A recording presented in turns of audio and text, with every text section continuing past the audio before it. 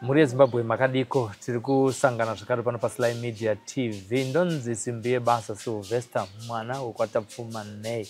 Iri firstborn yaWinnie naSauro. Aiwa tinokutendai nerutsigiro rwambokuramba muchitipa pano paSly Media TV. Asi tiri kuti kune vari kusubscribe, kune vazhinji vasati vasubscribe kupage yedu apa tapa 340,000. Asi YouTube iri kutaura kuti vasati vasubscribe ndo vakawanda. Aiwa katati nechikumbiro chokuti mungosubscribe kuti musazisarira panhau dzatinenge tichikunzirai panapa zuva nezuva dzakasiyana siyana zvekare.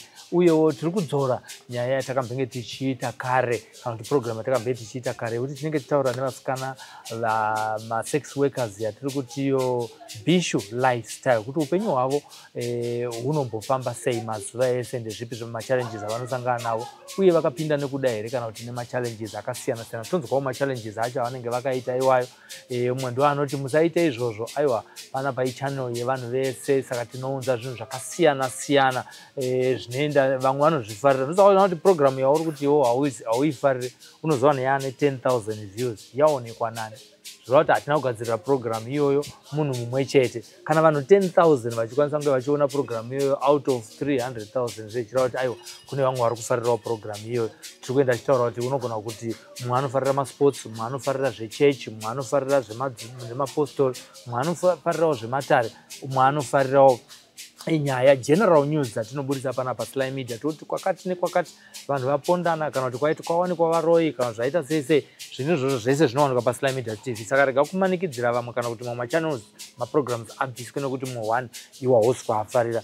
Hakuna program inouya kwauri isina title, inenge ine title. Ukaona ine title yezvinoitwa zvausingafariri, ibva waisa X regera kuiona. Nhasi uno ndauya nenyaya yakanaka, iri nyaya yatiri kupupura mabasa ari kubatwa nanasekuru vachirapa vazukuru vakasiyana siyana, zvikuru sei vane vauya nepano apa paSly Media TV. Tiri kuda kuita hurukuro nevahanzvadzi vanonzi Priscilla vatakasangana navo pano paSly Media TV nokuda kwematambudziko avanga vainawo. Toda kunzwa iri review kuti vapapi neupenyu hwavo kubva nguva yatakatanga kufambidzana navo tichitsvaga rubatsiro rwokuti naivowo vabatsirwe nhamo nematambudziko avanga vari kusangana nawo mukati meupenyu hwavo. Makasimba here tete? Aiwa, tiri right, tofara kuona mine chiso chine smile. Vateereri vangada kuziva kuti vahanzvadzi Priscilla vakasangana sei neSly Media TV. Mosumudza izwi mbichana. Musaite pillow talk ka. Pillow talk ndiya baba naamai vari pamubhedha. Ndinongoti Sly Media ini ndakasangana nawo nekuburikidza nematambudziko akaitika kwedu kwatogara. Vauyawo ikoko ndopandakatorwawo nevamwe vachindita uyai mumbotaurawo nevanhu vari kunoku padambudziko renyu ramunaro. Vakanga vafambira nyaya yeSly Media TV kwenyuko? Vanga vafambira nyaya, vamwe amai vanga vakurasika njerere hameno kuti zvanga zvafamba sei. Saka ndopandakashedzwawo ndichinzi uyai muone veSly Media vari kupi, vari kunoku, uyai mutauriwo matambudziko yenyu. Ndobva ndauyabva ndataura dambudziko rangu. Ndataura dambudziko rangu ndakambononoka kuwana iwo vachiti vhidhiyo ranga raita sei, ranga rarasika ira handikuziva. Ndobva vazouya futi nerimwe dambudziko, vazouya nerimwe dambudziko ndopandakazovaona. Ndavaona ndobva ndataurana, vakataurana namama vangu, vakatosvika ndichirwara musi wacho. Vataurana namama ndobva vadzokera, vazofona kuti chiuyai hameno tanga irichi ndisimboripo. Ndikati manje nekwandiri kwacho kuti ndichikwanise kuchipinda mutauni hazvikuita sei, hazvi kubuda, zvanzi munoya mandi. Ndikati alright, toya mandi. Mandi iye tobva tauya, bva tabatsirwa kwatakabatsirwawo. Vazva chimwe chikamu bva chambopera, kwasara chimwewo chikamu chakasarawo, bva tazouya kuno kwasekuru Ndudzu. Ndakazofona futi tikadzoka kuno kwasekuru Ndudzu manditsvagira, bva ndabatsirwawo nasekuru Ndudzu. Ndikuona kuti dambudziko randakauya ndichibatsirwa nasekuru Ndudzu raraiti.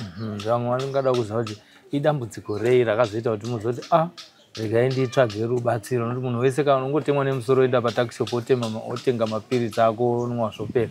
Yanga iri nyaya yakazoita kuti muzoridza mhere kuSly Media TV. ndanga ndine problem yekudonha kuti ndikadonha undongostika kwete kudonha pari ndongostikawo zvekuti vanhu vanogona kutofunga kuti ndafa but ine ndiri mupenyu ndongostikawo zvakadaro kuzosvikawo ndaita sei ndamuka ndo dambudziko ranga ndinaro. Rakanga rane nguva yakadii dambudziko iro musati masangana neSly Media TV? Ndafunga zvatone zvanga 8 years. 8 years. Nyaya yekudonha iyo iripo muupenyu hwako. Panguva iyoyo vateereri vangada kuziva kuti kune kumwe here kwamaimboedza kufamba muchida kugadzirisa dambudziko iro? Taimbofambawo kazhinji kacho taivambofambawo kuchechi dzemweya tichifamba tichimbobatsirwawo pamwe pacho patazopedzisira taudzwa kunzi dambudziko renyu haridi mapostori mototsvaga vechivanhu. Kana matsvaga vechivanhu mabatsirwa mochidzoka, kana mabatsirwa mochidzoka kupi hamira unamata mochidzoka henyu kumasoyo. Alright. Saka iro dambudziko rekudonha mazuva ano zvakamira sei? Zvekudonha mazuva ano handisi kudonha. Handisi? Ndo rimwe remamwe matambudziko amanga muinawo. Ivo vanotaura muchipinda mumatare vaitaura kuti dambudziko raikonzerwa nei? Tichipinda mumatare isusu pakanziwo pane mudzimu here. Saka mudzimu uyu vaiti kuti ugadziriswe munoda veukama. Saka veukama wacho hatisati tanyatsosanganawo, vakati tinosangana paholiday papa. Alright. Aiwa, tinoimba kuti zvinozobuda zvakanaka. Pane patakauya futi zvekare patakasangana kuno kwasekuru Ndudzo muchirwara muchitadza kufamba, chii chaitika?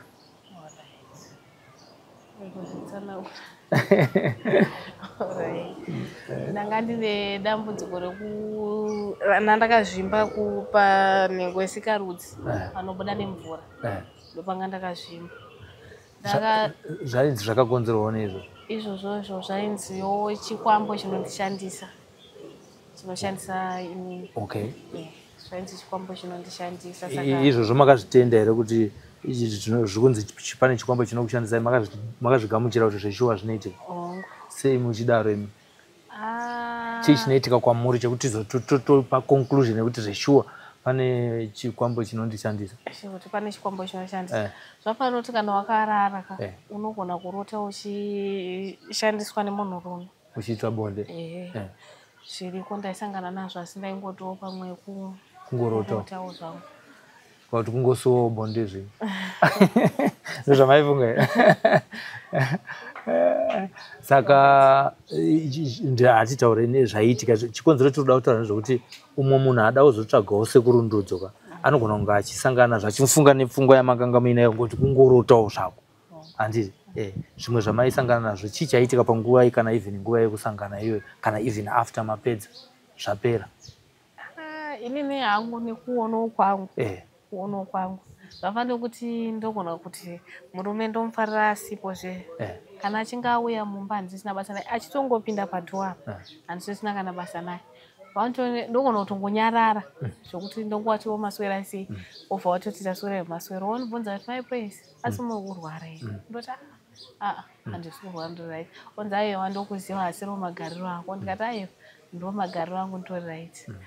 Ndo masituation ekuti ndisingade kutangwa, ndisingade kuitwa sei, ndinoda kungozvigarira hangu ndakanyarara. Kana ivo vauya ndo pazvinowanzoitika zvinhu. Kana vasina mbouya nendiri right. Saka kana vakasvika vakasikuti vakangoda kungokubata imwe chii chaitika? Wainzwa sei? Pamwe pacho togona kuti ndinganyepe. Pamwe zvimwe zvacho zvinoitika ndisinganyatsoziva kuti zvizvokutora nzvimbo.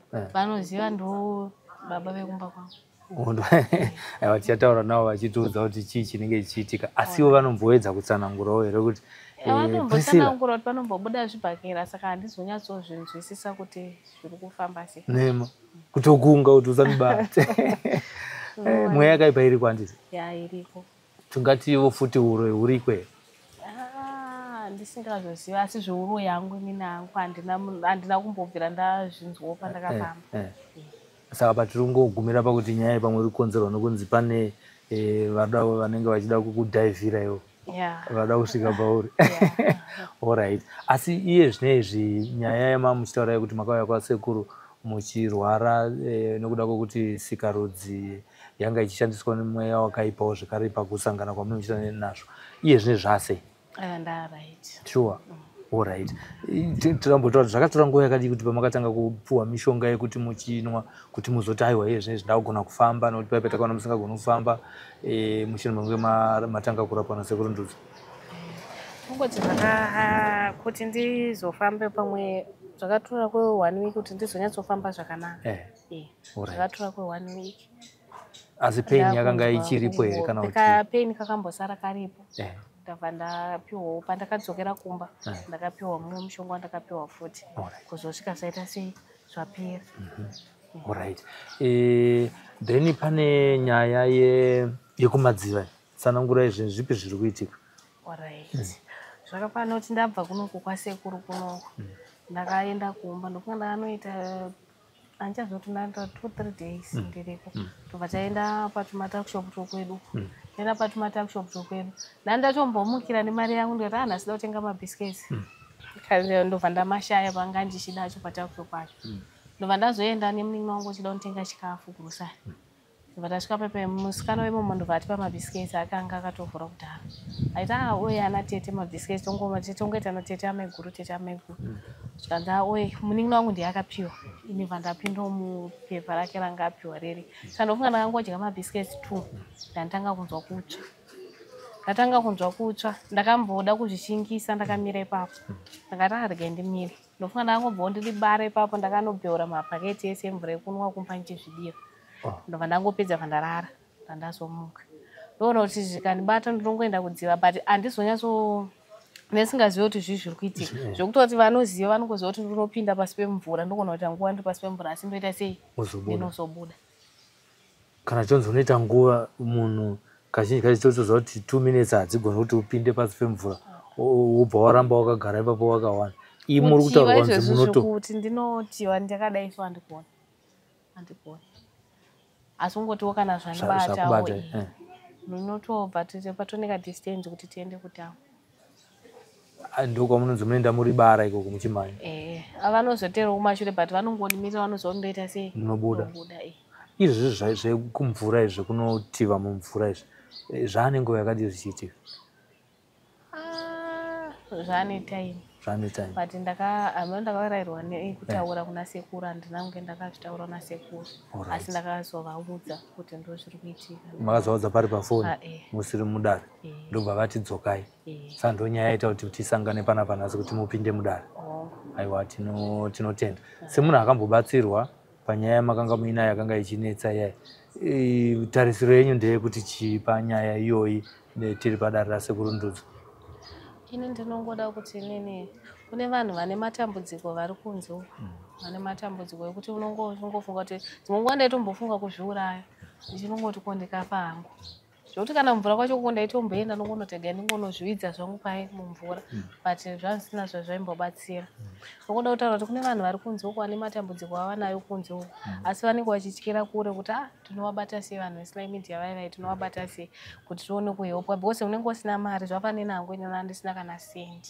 zvokuti tinenziroziva kuti handina kwandomboita sei kwandomboiwana mari yacho nhamba dzeSly Media ndofunga vanongodzionawo pashi pamavhidhiyo paipai kwavafonera havamborambe vanokubatsirai zvakanaka kusvika dambudziko renyu raita sei rapera nongoda kuti vanhu vari kunze uko ingobatana ine veSly Media mupedze dambudziko pane kugara nematambudziko mudzimba uri kupupura here kuti kuna sekuru Ndudzi panapa wakarapwa mahara ndakarapwa mahara handina kana mari yandakabvisa waimbouya here uchigara panapa kwemazuva pano pasekuru Ndudzi waimbouya uchigara kwemazuva here ndaimbouya paunouya kuzorapwa unonge uchidzokera musiwo here kana kuti unotombo dzimwe nguva ndotadza kuvaona sekuru vanenge vari bhizi dzimwe nguva totosvika vasitoripo vanenge vari bhizi saka dzimwe nguva unotosvika ukagara asi muchibatwa yenyu zvakanaka pekurara paripo chikafu chekudya chiripo motodya mukarasa mukanorasa kupinwa handiti